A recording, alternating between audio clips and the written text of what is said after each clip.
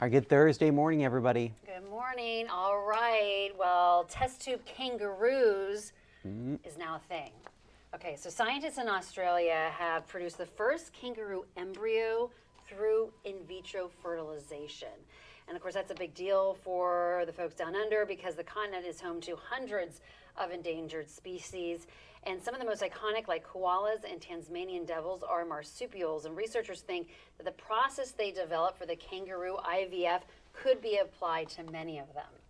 So, and that could help with the 10-year plan Australia adopted in 2022, which is to eliminate further extinctions. So it's kind of a big deal for, preserving these animals and keeping them around. Yeah, so it's not necessarily that kangaroos are going extinct, but other marsupials that they do want to keep around.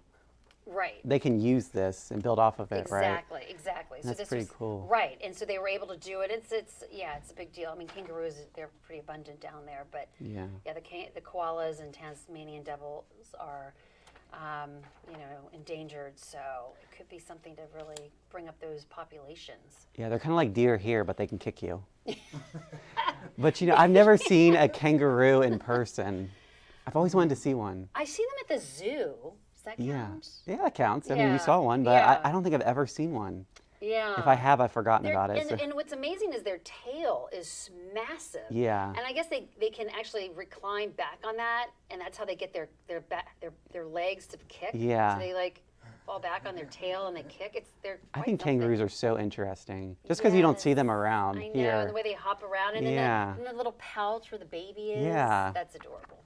All right, so adorable. Pretty cool scientific advancement there. Yes. All right, let's take a look at our local headlines on this Thursday morning.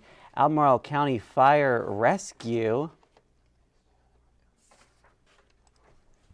Sorry, we don't have a video for this story, so let's move on. Congressman Eugene Vindman has introduced new legislation. The bill would allow federal workers who are also military spouses to remain working remotely. It comes in response to President Trump's executive order requiring all federal workers return to in-person work. Vindman says the bill stems from one worker's story. She had to choose between commuting long hours to D.C., splitting up her family, or quitting her job. This was the first bill the Democrat has presented on the House floor. The Blue Ridge Parkway Foundation is asking state legislators for millions of dollars for improvements.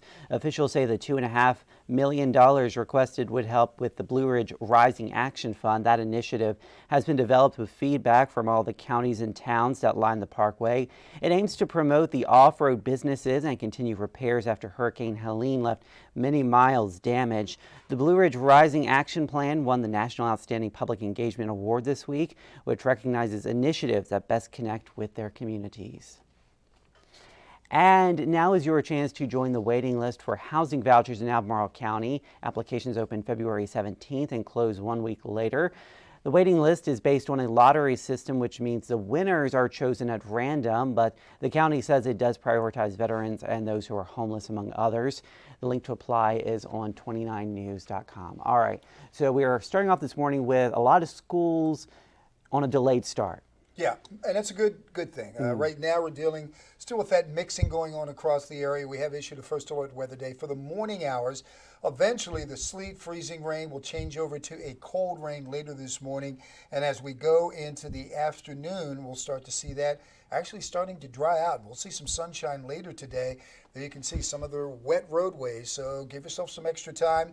Be careful, bridges, overpasses, and even if you're walking on the sidewalk, there could be some icy spots. We'll get up to 55 this afternoon, and then sunshine tomorrow, 60.